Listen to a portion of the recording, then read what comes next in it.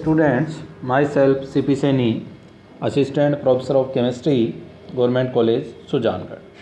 हम BSc final में inorganic chemistry में मेटल ट्रांजिशन कॉम्प्लेक्स और ट्रांजिशन मेटल के बारे में स्टडी कर रहे थे, जिसमें हमने splitting of D orbital in टेट्राइडल, ऑक्टाइडल, square planar उनके बारे में स्टडी की है तथा इससे पहले वाले वीडियो में CFT के आधार पर प्रभावित होने वाले गुण या जिनको ये एक्सप्लेन करती है geometry, magnetic properties and colour के बारे में स्टडी की है। आज हम factor affecting the crystal field parameters या क्रिस्टल क्षेत्र पैरामीटर को प्रभावित करने वाले कारकों के बारे में अध्ययन करेंगे कि कौन कौन से कारक हैं जो क्रिस्टल क्षेत्र पैरामीटर को प्रभावित करता है। तो देखो, CFT के आधार पर कॉम्प्लेक्स का बनना मेटल और लिगेंड पर डिपेंड करता है। तो इसको प्रभावित करने वाले कारकों में मेटल और लिगेंड का रोल होता है। तो क्रिस्टल क्षेत्र सिद्धांत का महत्वपूर्ण पैरामीटर क्रिस्टल क्षेत्र स्थायीकरण ऊर्जा होती है, CFSE, crystal field stabilisation energy का रोल इसमें इम्पोर्टेंट होता है। अतः CFSE को प्रभावित करने वाले कारक ऐसे होंगे जो CFSE को प्रभावित करते हैं, वही क्रिस्टल क्षेत्र पैरामीटर को प्रभावित करेंगे। इसमें सबसे फर्स्ट है संकुल की ज्यामिति या ज्योमेट्री ऑफ कॉम्प्लेक्स। तो जब अष्टफलकीय संकुल बनता है तो d ऑर्बिटल की स्प्लिटिंग दो टाइप्स पे हो जाती है, एक T2G और एक EG। तो T2G में तो कितने ऑर्बिटल रहते हैं? 3, और EG में 2। तो T2G की ऊर्जा तो क्या रहती है? कम ऑक्टाइडल में, और EG की ऊर्जा ज़्यादा हो जाती है। इससे पहले वाले वीडियो में हमने देखा है दो डी जनरेट डी ऑर्बिटल हैं, वो दो पार्ट्स में डिवाइड हो जाते हैं। लोअर एनर्जी वाले T2G जिनमें होते हैं DXY, DYZ और DXZ, और हाई एनर्जी वाले EG जिनमें DX स्क्वायर, Y स्क्वायर और DZ स्क्वायर ऑर्बिटल रहते हैं। निम्न ऊर्जा के कक्षक अधिक होने के कारण इलेक्ट्रॉन निम्न ऊर्जा स्तर के कक्षकों में जाते हैं। नीचे कितने ऑर्बिटल हैं? 3। तो इलेक्ट्रॉन पहले कहाँ रहेंगे? लोअर एनर्जी लेवल में रहते हैं, जिससे अधिक मात्रा में ऊर्जा मुक्त होती है, और ऐसे संकुलों के लिए CFSE का मान अधिक होगा, और CFSE का मान जितना अधिक होगा कॉम्प्लेक्स उतना ही अधिक स्थायी हो जाए। दूसरा फैक्टर है केंद्रीय धातु का इलेक्ट्रॉनिक विन्यास, उसका इलेक्ट्रॉनिक कन्फिग्रेशन किस तरह से CFSE को प्रभावित करता है। इलेक्ट्रॉनिक कन्फिग्रेशन कॉम्प्लेक्स बनने के बाद लिगेंड से प्रभावित हो जाता है, तो उसके विन्यास के ऊपर CFSE डिपेंड करती है। तो CFSE का मान इलेक्ट्रॉनिक विन्यास से, इलेक्ट्रॉनिक जो कॉन्फ़िगरेशन हम लिख रहे हैं उसमें डी इलेक्ट्रॉन की संख्या पर डिपेंड करता है, क्योंकि CFT पूरी डी इलेक्ट्रॉन्स पे डिपेंड है। तो CFSE का मान डी इलेक्ट्रॉन की संख्या पर निर्भर करता है कि डी इलेक्ट्रॉन कितने हैं। यदि इलेक्ट्रॉन निम्न ऊर्जा वाले T2G कक्षकों में भरे हुए हैं, किस में आ सकते हैं? या तो निम्न ऊर्जा वाले T2G में या उच्च ऊर्जा वाले EG में। तो पहले किस में आते हैं? T2G में, उसके बाद किस में जाते हैं? EG में। तो यदि इलेक्ट्रॉन केवल निम्न ऊर्जा वाले T2G कक्षक में भरे जा सकें, इतने इलेक्ट्रॉन हो कि वो इलेक्ट्रॉन केवल T2G में रहें, तो CFSE का मान अधिक होगा। यदि इलेक्ट्रॉन है और वो सारे T2G में आ रहे हैं तो उसके लिए CFSE का मान अधिक होगा। जैसे जैसे इलेक्ट्रॉन EG में जाते जाएंगे, क्योंकि T2G में तो केवल 6 इलेक्ट्रॉन तक आ सकते हैं, तो जैसे जैसे इलेक्ट्रॉन EG में जाएंगे उसी के साथ साथ CFSE का मान कम होता जाता है। इस तरह से CFSE किस पर डिपेंड करेगी? डी इलेक्ट्रॉन की संख्या पर, कि डी इलेक्ट्रॉन केवल किस में भरे जा रहे हैं? T2G में या EG में। केवल T2G में भरे जा सकें तो CFSE का मान अधिक होगा, और EG में जाने के साथ साथ CFSE का मान कम होता जाता है। नेक्स्ट थर्ड फैक्टर है धातु आयन पर आवेश। धातु आयन पर आवेश बढ़ने पर, धातु आयन पर जैसे जैसे आवेश बढ़ता जाएगा इलेक्ट्रॉन को आकर्षित करने की क्षमता क्या होती जाती है? बढ़ती जाती है। और इलेक्ट्रॉन को आकर्षित करने की क्षमता बढ़ेगी तो डी ऑर्बिटल में डिफरेंस या उनकी स्प्लिटिंग में जो एनर्जी डिफरेंस होगा, जिसको हमने ऑक्टाहेड्रल में रिप्रेजेंट किया था डेल्टा ओ से, टेट्राहेड्रल में डेल्टा टी से, उसके मान में क्या होती जाती है, वृद्धि होती जाती है। और डेल्टा मान बढ़ने के साथ साथ CFSE का मान बढ़ता है। इसलिए धातु आयन के ऊपर आवेश बढ़ने के साथ साथ क्या होगा, लिगेंडों को अधिक फोर्स से आकर्षित करेगा, जिससे डेल्टा के मान में वृद्धि होती है और डेल्टा का मान बढ़ने के साथ साथ CFSE बढ़ती है।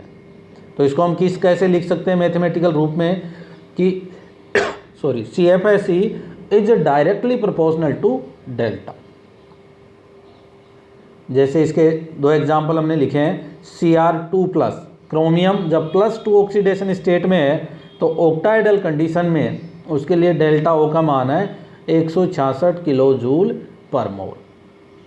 जैसे ही क्रोमियम 3 ऑक्सीडेशन स्टेट में चला गया, क्रोमियम 3+ में, तब डेल्टा O का मान कितना है, 208 किलो जूल पर मोल। अर्थात CFSE का मान क्या हो जाता है, बढ़ जाता है। फोर्थ फैक्टर है धातु आयन का आकार या संक्रमण श्रेणी का प्रकार। धातु आयन के आकार पर भी CFSE डिपेंड करती है।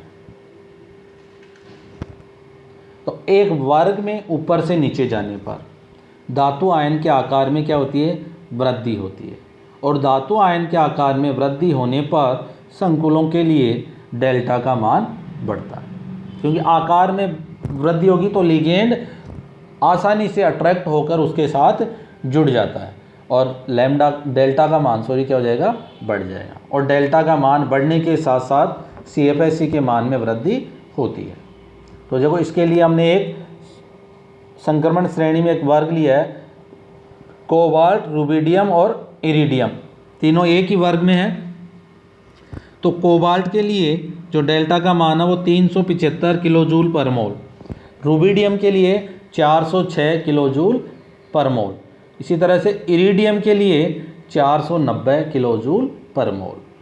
जैसे जैसे वर्ग में हम ऊपर से नीचे आ रहे हैं, मेटल का आकार क्या होता जा रहा है, बढ़ता जा रहा है, और मेटल का आकार बढ़ने के साथ साथ डेल्टा का मान बढ़ रहा है, और डेल्टा का मान बढ़ता है तो CFSE का मान बढ़ता है। इस प्रकार हम कह सकते हैं कि जो ट्रांजिशन सीरीज, 3 ट्रांजिशन सीरीज हैं, उसमें फर्स्ट ट्रांजिशन सीरीज के लिए CFSE का मान क्या होगा, कम या निम्न होगा, तथा द्वितीय व तृतीय संक्रमण श्रेणी के लिए CFSE का मान उच्च होता है। नेक्स्ट फिफ्थ फैक्टर है लिगेंड की प्रकृति या नेचर ऑफ लिगेंड। तो लिगेंड मेटल के साथ जुड़ने पर कॉम्प्लेक्स बनते हैं। तो कॉम्प्लेक्स बनते समय डेल्टा का मान कॉम्प्लेक्स की नेचर पर डिपेंड करता है। नेचर पर किस तरह से डिपेंड करता है कि जो लिगेंड जुड़ रहा है वो स्ट्रॉन्ग है या वीक है, उसके ऊपर डिपेंड करेगा। ऐसे लिगेंड जो डी कक्षकों का कम ऊर्जा अंतर से विभाजन करते हैं, जो डी कक्षकों की स्प्लिटिंग हो रही है उनमें ऊर्जा अंतर क्या हो, कम हो, अर्थात जिनके लिए डेल्टा का मान कम होता है, वीक लिगेंड कहलाते हैं। बीबीटी की हमने कमियों में भी देखा था कि इनर ऑर्बिटल कॉम्प्लेक्स कब बनते हैं, आउटर ऑर्बिटल कॉम्प्लेक्स कब बनते हैं, इसके बारे में एक्सप्लेन नहीं कर पाया था। तो उसकी कमी थी, लिमिटेशन में था, जिसको CFSE ने दूर करने का प्रयास किया है। तो इसने लिगेंड को अलग अलग डिफाइन कर दिया, लिगेंड को 2 प्रकार से डिवाइड कर दिया, वीक लिगेंड और स्ट्रॉन्ग लिगेंड। तो वीक लिगेंड तो क्या होंगे, जिनमें डी कक्षकों की कम ऊर्जांतर से विभाजन करने वाले लिगेंड, अर्थात जिनके लिए डेल्टा का मान कम होता है, दुर्बल लिगेंड कहलाते हैं। इसके जस्ट अपोजिट ऐसे लिगेंड जो डी कक्षकों का अधिक ऊर्जांतर से विभाजन करते हैं, अर्थात जिनके लिए डेल्टा का मान क्या होता है, उच्च होता है, प्रबल लिगेंड कहलाते हैं। तो अब लिगेंड के आधार पर CFSE प्रभावित होती है कि यदि लिगेंड प्रबल होंगे तो CFSE का मान क्या होगा, उच्च होगा। क्यों होगा, क्योंकि लिगेंड जब स्ट्रॉन्ग होते हैं तो वो इलेक्ट्रॉन की क्या करते हैं, पेयरिंग कर देते हैं, और इलेक्ट्रॉन की पेयरिंग करने से इलेक्ट्रॉन किस में आ जाएंगे, T2G में पहले भरे जाते हैं। तो इससे पहले वाले फैक्टर में हमने देखा है कि T2G में जितने ज़्यादा इलेक्ट्रॉन होंगे CFSE का मान उतना ही अधिक होगा।